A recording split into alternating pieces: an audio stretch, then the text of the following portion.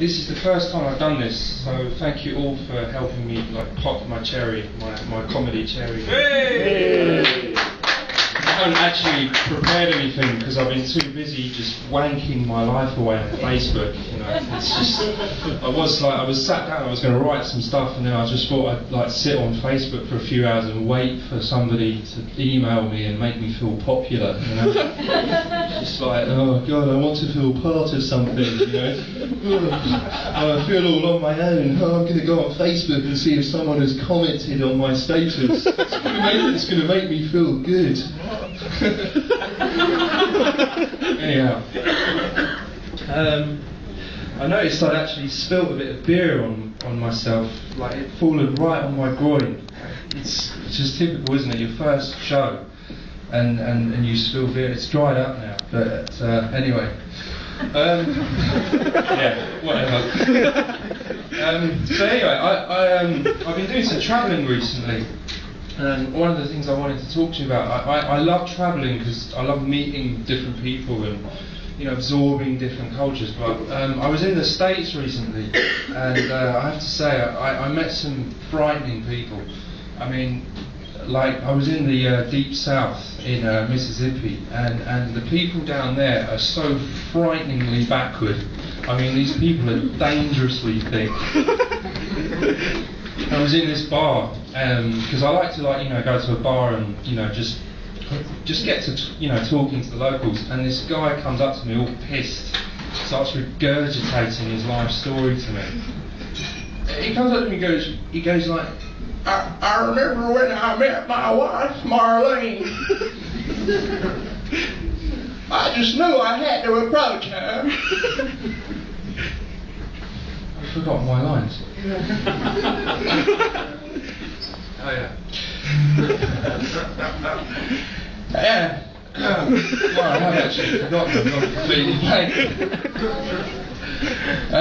Anyway. Yeah, but I remember my wife, Marlene, he said to me. Just drag it out now. I invited her for a ride in my automobile. That night we stayed together in a motel. Well, I thought it was funny.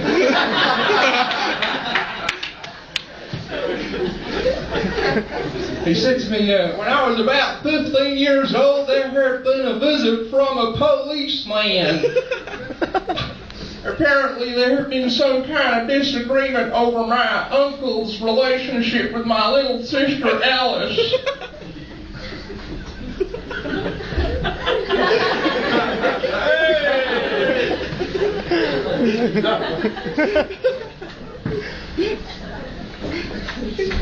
And then this other guy butts in and says to me, he's like the most bigot twat you ever met. Right, I mean, unbelievable. He says to me, folks around here, we don't like your type. In fact, we don't like any type except our own. You understand me? We've been doing things our way for years. Around here, if we don't understand something, we destroy it. So thick. I mean, do you remember more, you know, Forrest Gump? You know where I'm going, like Forrest Gump's mum. Do you remember that saying she had? Life is like a box of chocolates. You never know what you're gonna get. What the fuck was that?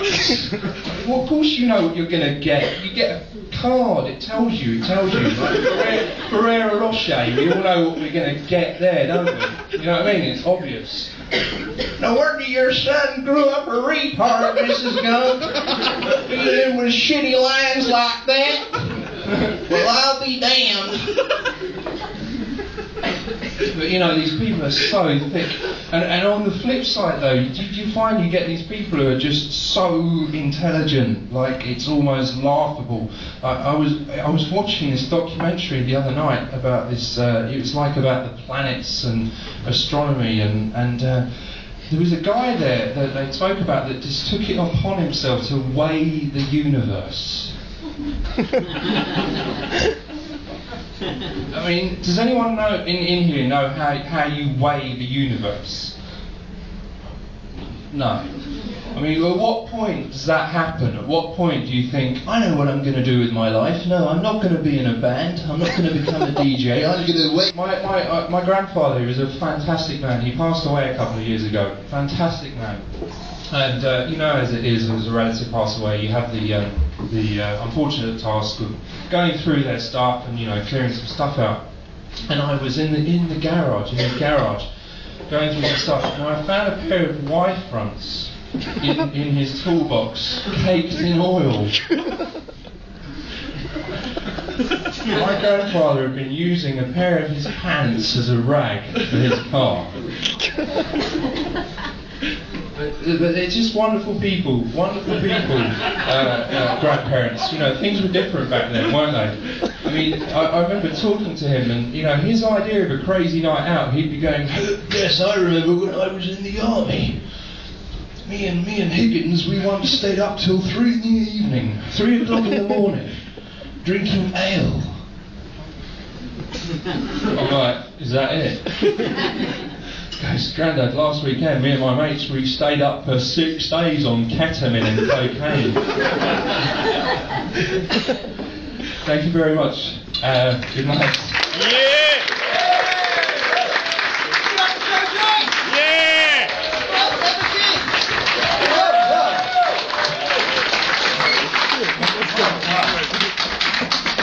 I'm impressed, Joe. First gig, I'm impressed because it's different. You know, because that's all brand. If it's first gig, it's all brand new material, and you've got to understand as a comedian, it's difficult because your jokes are like your children for you. They really are. You know, you conceive of them and you have such high hopes and ambitions for them. And usually, when you release them into the world, they just fucking embarrass you in public. But Joe, you did well. Once more for Joe Joyce's first gig again. And let's give that guy a bring on the next track, ladies and gentlemen. Go round to one of the only secondary lane.